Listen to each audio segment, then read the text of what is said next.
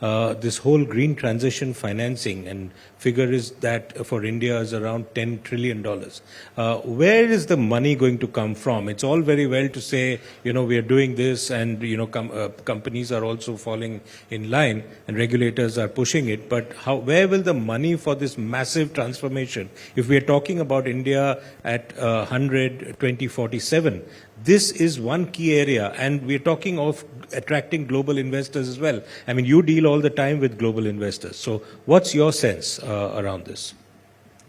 No, you're right, sort of, that we obviously need a ton of money to make this transition happen. That's incontrovertible. If you ask me honestly, first of all, we have to look at the debt side separate from the equity side. On the debt side, today, there are, of course, the power sector lenders in India like PFC and REC. You have a lot of the domestic public sector banks now beginning to lend more to our sector. Their exposure is still quite small, in fact.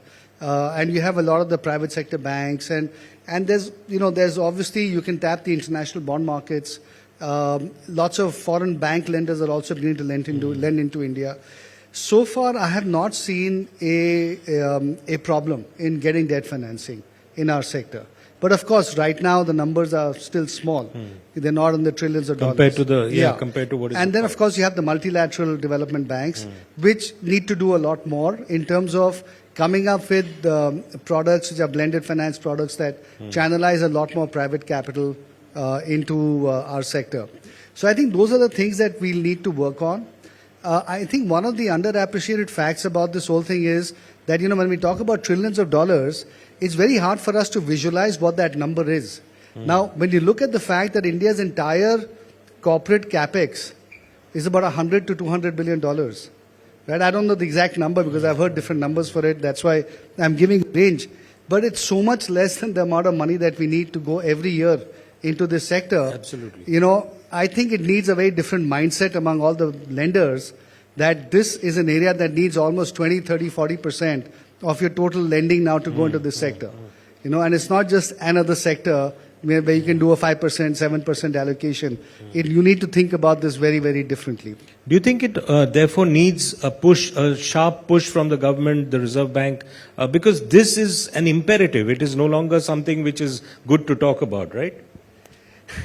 Ideally speaking, of course, I would love to say that, but then every sector can say that. You need to build roads, you need to build ports, you need to build airports, you need to build railway lines, you need to build so many things in India. I think we just as a country need a lot of capital in a lot of different areas. And I think ultimately what is going to channelize investments is going to be the attractiveness of the investment opportunity. If the investment opportunity is not attractive, then no amount of channeling and pushing is going to get the capital here.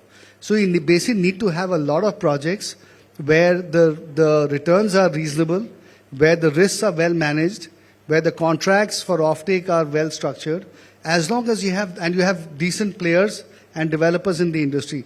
If you have that, I think that to me is a large part of the job done. And if you have that part of the ecosystem ready, then you start being in a position to attract a lot of capital. So I think it's important to have those things appropriately done.